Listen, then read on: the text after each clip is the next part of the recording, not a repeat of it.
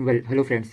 In this video, I will be discussing regarding global symmetries corresponding to a Lagrangian that has two complex scalar field.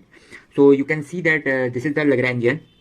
So here there are two fields, phi 1 and phi 2. So phi 1 and phi 2 are the two fields, and both of these fields are complex scalar fields, because you can see that the first term in the Lagrangian is Lagrangian corresponding to complex scalar field phi 1, and the second term here we have, it is a Lagrangian of the complex scalar field or the complex Klein-Gordon field phi 2. So now what we are going to do is that we will try to find various symmetries and the charges. So first of all, we write this Lagrangian in a better way. So Lagrangian, this same Lagrangian can be written in the form of del mu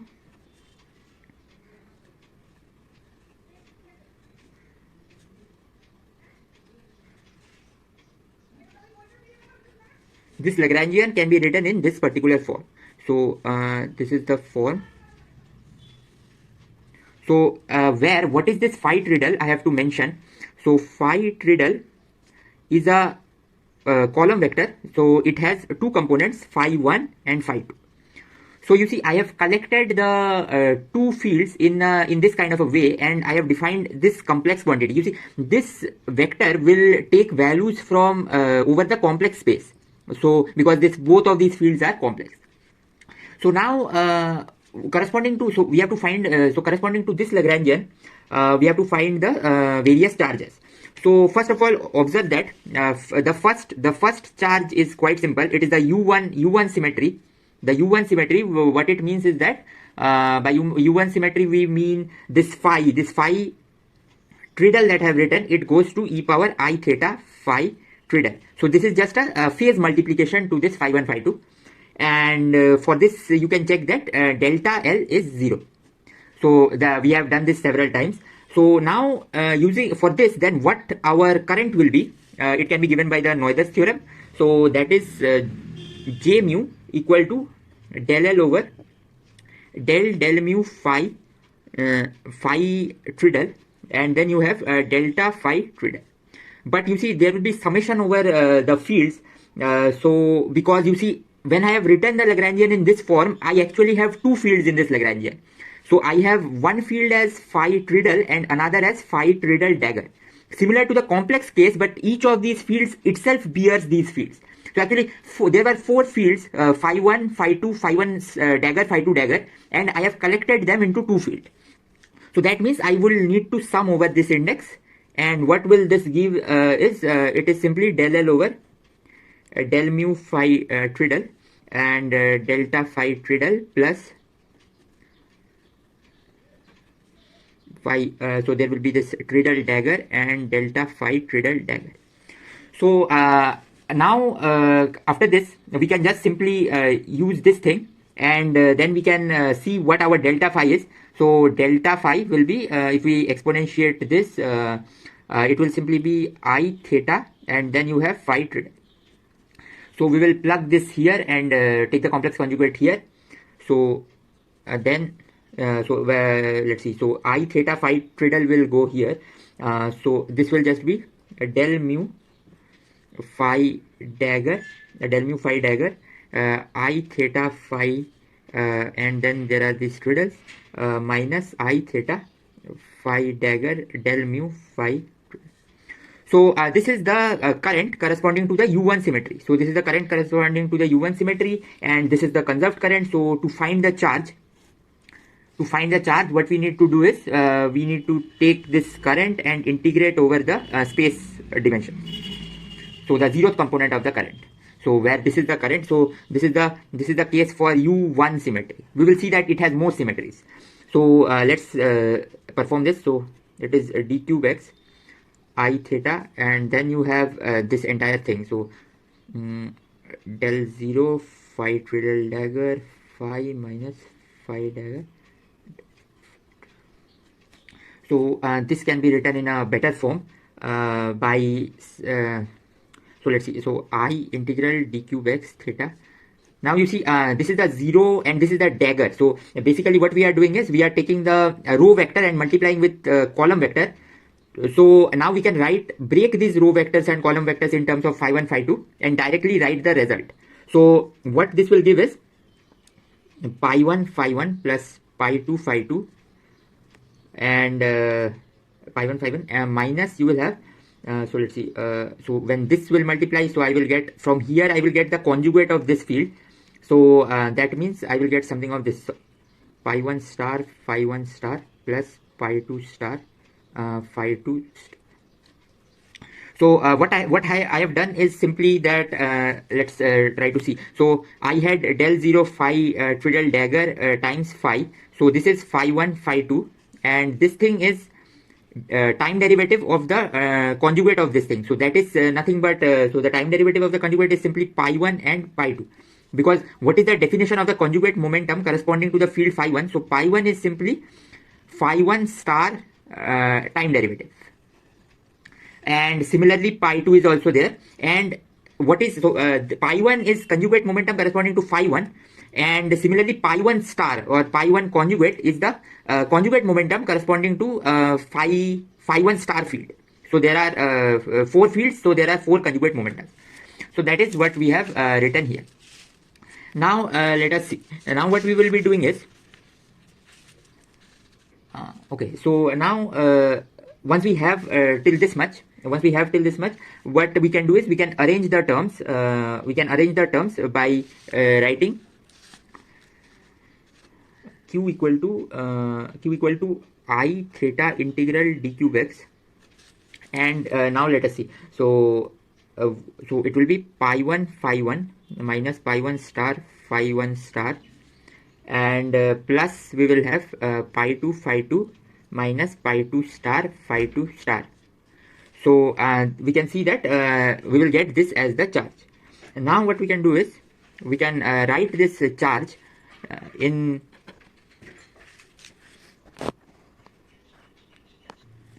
so this is the charge operator corresponding to the U1 symmetry that we have. So it is not yet an operator, but what we can see is that this first term that we are seeing here, this was exactly the charge when we only had a single field, and similarly this was the charge only when we had a single complex field. So where this sum, if we now we can directly write the operator form of this, because we know the operator forms of these of the charge when we had the single fields. So that can be written as integral d cube p over 2 pi cube. Now what we will do is we will just write the operator form that we had. So it was a dagger a minus b dagger b, and for this one also a dagger a minus b dagger b, but these fields must be labeled properly. Okay, so I have written the 2 first, so let it be. So 2p 2p and 2p 2p, and this is 1p 1p and 1p 1p. And hence what we have obtained is we have obtained the charge operator corresponding to a 2 complex scalar field. This charge operator is for the U1 symmetry. It is for the U1 symmetry. But now we have one more symmetry. So what is that symmetry? That is for that we need to understand this thing, that our field that we have written is of the form of phi1 phi2. So you see here when we wrote this Lagrangian, when we compactly wrote this Lagrangian, we introduced this thing. But now where these both of the rows can take the complex values. So this already makes gives us a feeling that this thing can be thought of as a complex vector, and then we can talk about the rotations of these vectors. And if we imagine our qubit system, then that means that the Pauli spin matrices causes such rotations. So basically phi tridel going to e power I by 2 theta dot sigma phi tridel can be thought of as rotating the phi in the 2 qubit Hilbert space or 1 qubit Hilbert space. So that is the Hilbert space of dimension 2. So you see, this is not normalized or something. So I am speaking that so that we can understand why this should be a symmetry. So basically this is an SU2 symmetry. So this is a special unitary. So this is a unitary operator, and such that U dagger is identity. And what is theta dot sigma? Theta dot sigma is nothing but theta is the is like choosing the axis along which you want to rotate this vector. So theta dot sigma is nothing but summation over I, theta I, sigma I, where sigma I are the Pauli matrices. Now, when we write this transformation, what we can ask is what is this delta theta structure? So delta phi structure. Sorry. So delta phi will be nothing but I by 2 theta dot sigma, and then you have phi theta. So this is our delta phi. Now what we need to do is we need to calculate this same charge that we had calculated here by following this procedure of this J mu. And here also delta L is 0.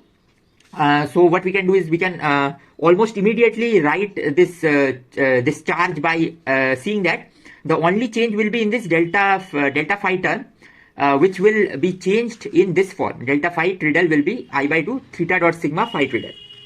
So with this we can write this charge, and we see that the charge will be now there will be sum over theta running from 1 to 3 and sigma running from 1 to 3.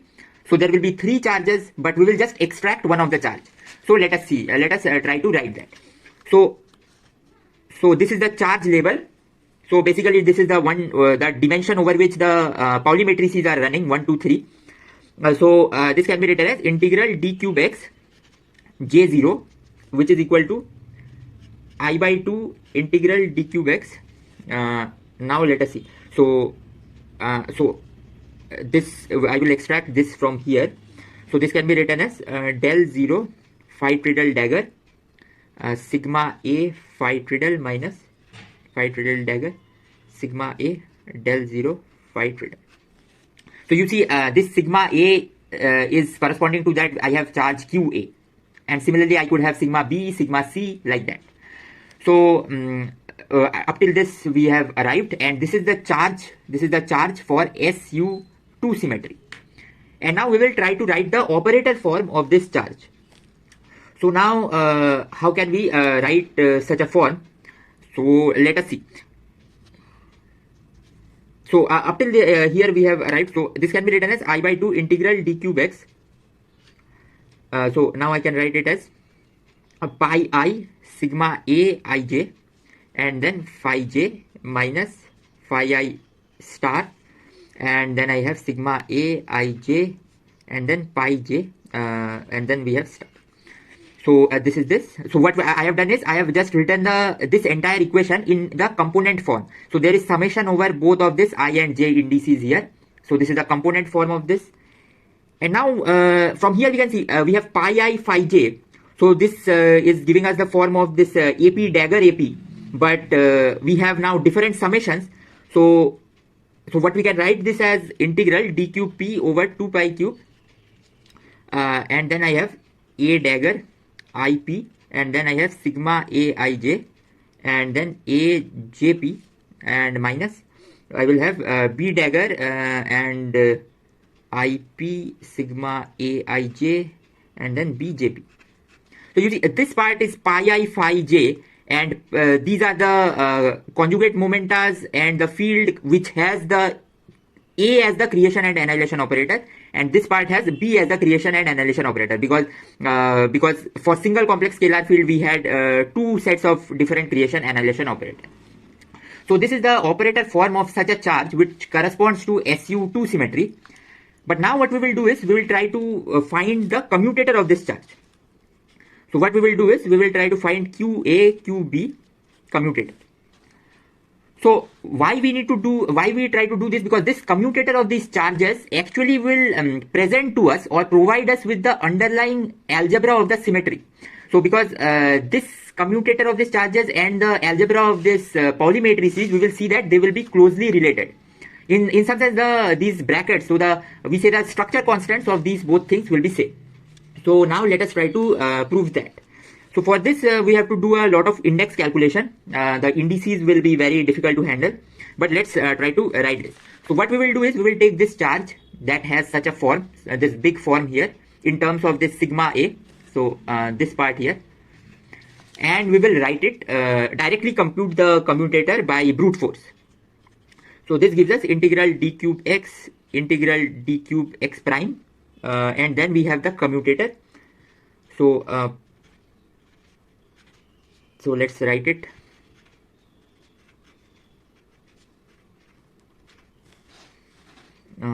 And then there is this pi j term, and then you have pi k. So corresponding to the fields at the position x prime, which will sit in this qb, that I am calling it as pi, so with a prime notion.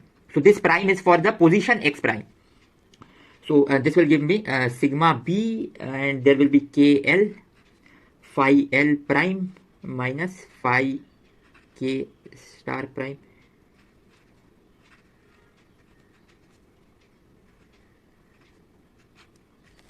So this is the entire commutation relation. So now we will just solve this commutation relation. So one thing what is important is what we have in this commutation relation is that we have 4 terms. So let's call this A, call this B, call this C, and this one as D. So I have A minus B commutator with C minus D. So now let us forget about this factor in front, and let's treat the commutator. So this is actually commutator. It can be checked easily. It is AC minus AD minus BC plus BD. So this is the commutator that I have here. Now what we need to do is we need to check this. We have 4 terms, but actually 2 of these terms will cancel, and the other 2 terms will give almost exact result. I mean, they will be same. So let us see. So let's check the commutator of A and D. So A is this one, D is this one. Now you see A only has the conjugate momenta corresponding to phi fields, but here you see you only have the phi star fields. So there is no conjugate momenta corresponding to the phi star fields in the A term. So A commutes with the D. So A commutes with D. By similar logic, B commutes with C. So only terms that will be non-zero are AC, BD, and these 2 commutators. So let us treat the AC commutator now. So commutator AC is nothing but it is this thing. So now we have to deal with a smaller set of quantity, but it is still difficult because of the delta functions that will come up. So let's just try to solve the delta functions. So this also provides as an exercise to try to really compute this commutator. So let's see. So what we can write it as, by expanding this commutator completely, this can be written as pi I phi j. So I brought it because I commute, and then I have sigma I j a, and then you have I can shift the sigma matrix. And now there is no matrix element in this. These all are the components actually. So and you have pi prime k and pi. So this is phi prime l, and then we have minus I have, let us see. So pi k, phi l, pi I, phi j, and the 2 sigma matrices. I will just keep it here, and then there will be these primes here. So primes are again taking care of this. Prime is taking care of the fact that this is a different integration variable with respect to x. So now what I will do is, okay, so we have arrived up till this part. So as we have seen that this commutator, I have just expanded the commutator here. Now what we need to do is we simply need to try to move the operators phi j and pi k past these here and also here. So let's try to move this. So pi I, and if I move them, I will get pi k prime phi j. If I move this part, but there will be a delta function because of the canonical commutation relations. So that is x minus x prime. So that's why the prime notation is important here. And also the point is, if this k and l, so I have moved this j and k. If the j and k are different, then this delta function won't come because they will commute. So there will be a delta j k also.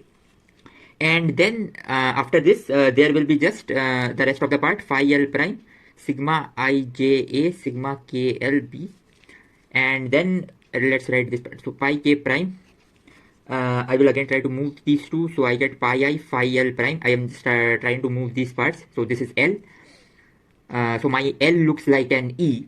So there is no E in this equation. So L and E are the same thing.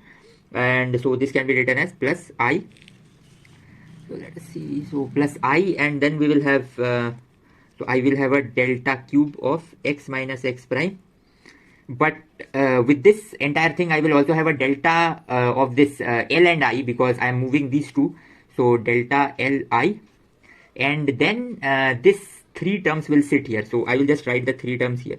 So the three terms are phi j sigma b k l sigma a I j. So now what we can do is we can write this as let's see. So what we can do is now we can try to bring these we can try to integrate over the delta function, or what we can do is we can rearrange this equation in a better form. So let's try to do that.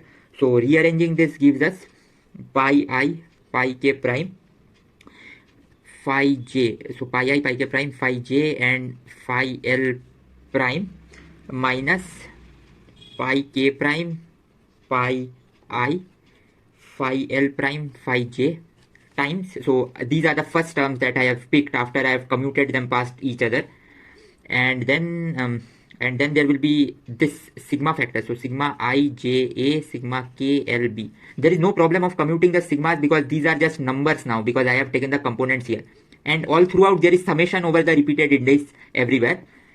So I am also not carrying the summations because it is clear, because if they are repeated, that means they are summed in every expression. Now I will write the delta function part. So plus I delta cube x minus x prime times. So this is a bit long.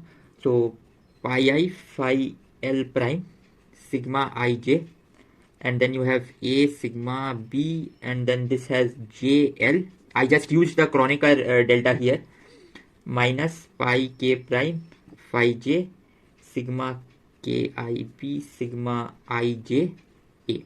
So I have just used this Kronecker deltas that were lying around. So now we are almost able to tackle this big commutation relation, because you see here we see that these two terms will cancel each other, because you can check it explicitly that these two expressions are same, because pi will commute here, and there is a summation also. So I will send this term to 0, and I will only be left with this small term. So let's write it I delta cube x minus x prime, and then I will have this entire term. So let's see. I think we can write this term in a better form, because there is I and L prime here, but there is K and J here. But there is a summation over this. There is a summation over this J, I, and K. So I can rename all the indices that are present here. So what I can write it as, in this fashion. So what I can do is, let's see. So I can write it as sigma A commutator sigma B, and I will take IL element of this, and then I have pi I phi L prime. So what I did is I have renamed the variables, because you see I and L was here, J will be summed here. So this is like a matrix product here, because J is here and here, and instead of here I had K and J. I renamed K and J to I and L and wrote this thing directly. So now what we can do is, so you see this J, once it is summed, this is saying that take the product of sigma A sigma B matrix and take the IL element here. So that is what I have written here. So after this, what we can do is we can simply do one more step. I delta cube x minus x prime, and I have pi I phi L prime, and then 2 iota epsilon A B C sigma C I L. So this is just the algebra, the Lie algebra of the polymatrices that I have done here. So finally what we have done, or like what we have achieved in doing this entire calculation is, let's see. So we had started with this commutator and we have calculated the first term, but this last term, that is B and D, it is exactly same as the first term. So on a overall I will get a 2 times the contribution of this first term. So let's see. So the commutator QA and QB, it was of the form of this thing. So there was integration minus 1/4 factor, and then there was 2 integrations, and then there were only 2 commutation relations. So it was minus 1/4 integral d cube x integral d cube x prime, and then I had AC commutator plus BD commutator of this form. Now what we can do is, we have already calculated the AC commutator, but we see that this part, the BD commutator that we have, it will also give the same factor. It will also give us the same factor. So that means overall there will be a summation. So this 2 will cancel off with this, and then we have here integration over this this entire thing, this delta cube. So that will give us the integral. So let's write it down. Just d cube x integral d cube x prime. So writing this commutator, what we will get is, we have already this commutator here. So this is pi I phi L prime. What we can do is, we can just plug in the value here.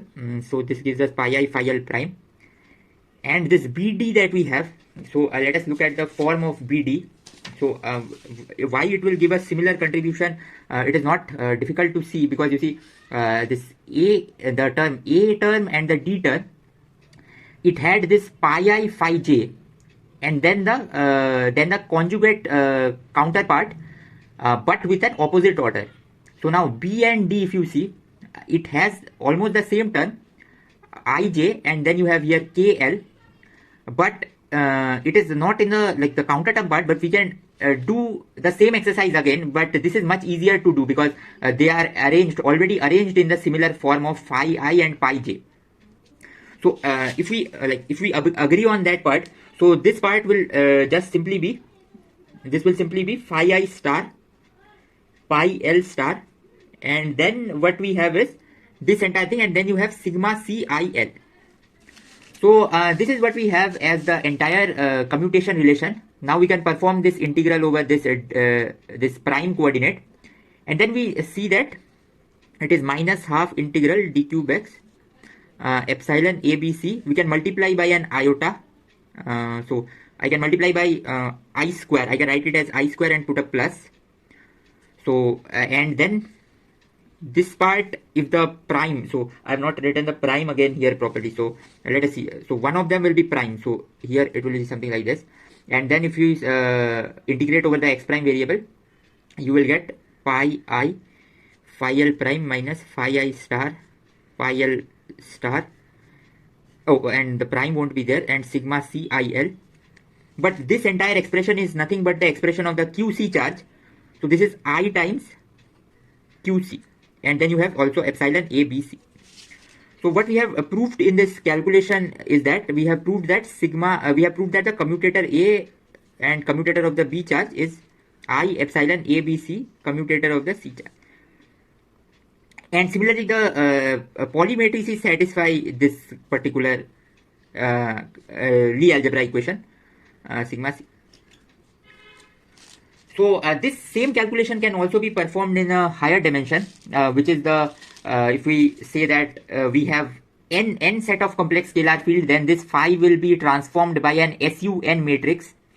So such a computation can be performed, and then we will still see that these particular coefficients that we have here and here, they turn out to be the same. So this is an important relation between the underlying symmetric group and the commutation of the charge operators. So that's all for this video.